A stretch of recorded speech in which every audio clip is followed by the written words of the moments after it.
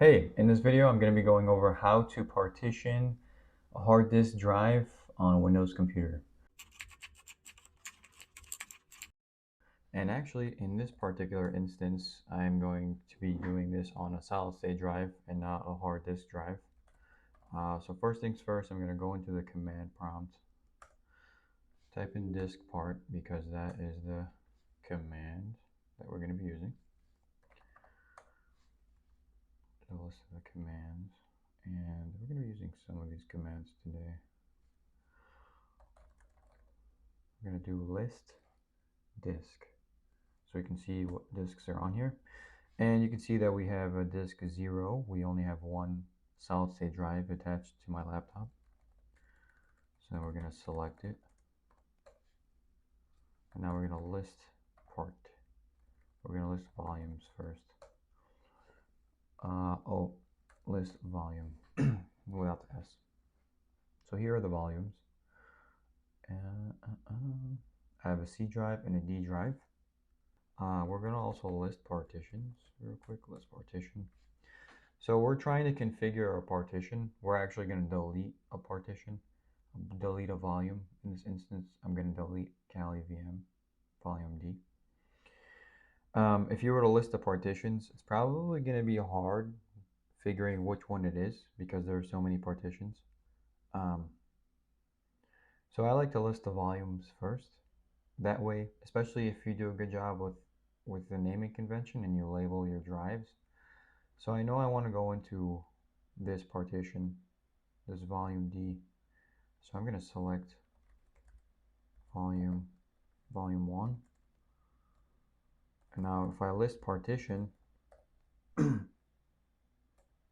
you'll see that there's an asterisk next to partition 4, which if I had not selected that particular volume, we would not have known.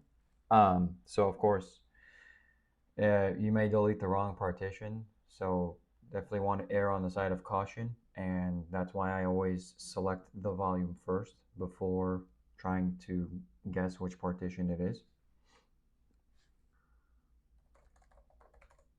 So we're going to actually just delete that entire volume, and we're going to do delete volume, override, there we go, and it's deleted. So what we're going to do now is we're going to exit disk partition, and then we're going to open it again. And then we're going to list disk, select disk 0, list volume.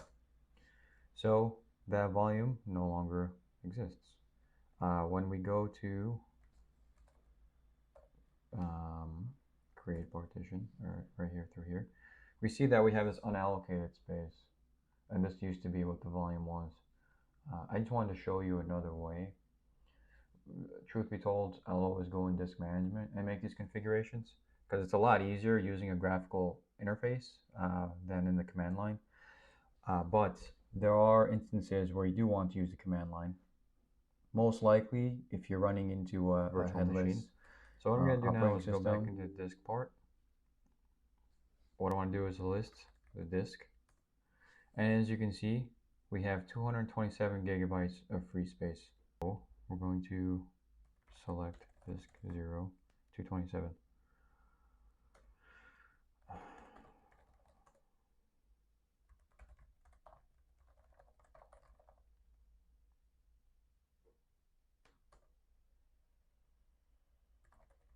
So we created another partition.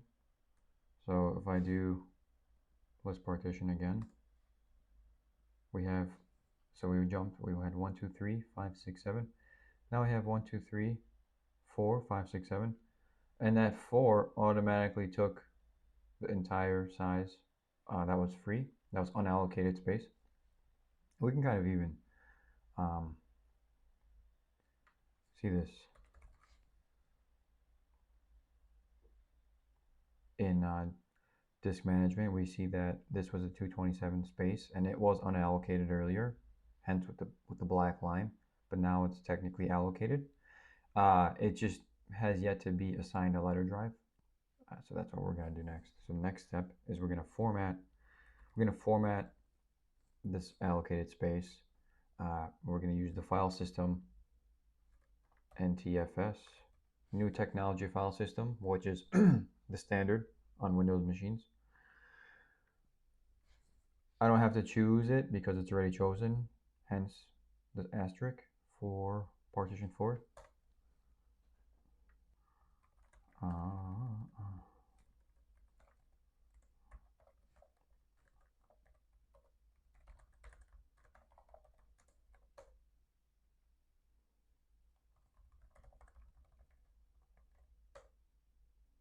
There we go. I guess I just had to select the volume again. Anyway, now that we have that, if I do list volume, we'll see that this time around volume 5 is going to have letter D associated with it.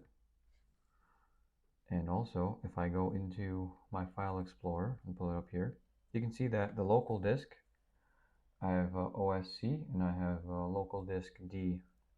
And one last thing I want to do is rename local disk D command prompt itself. Okay, type of following command. So label D, I'm going to put the colon, and then I'm going to call it virtual machines. Okay, well, I have to open command prompt as an admin. And now, if I do label D colon virtual machines. Okay, and now that should work. Let's go to File Explorer. And now it's renamed to virtual machines.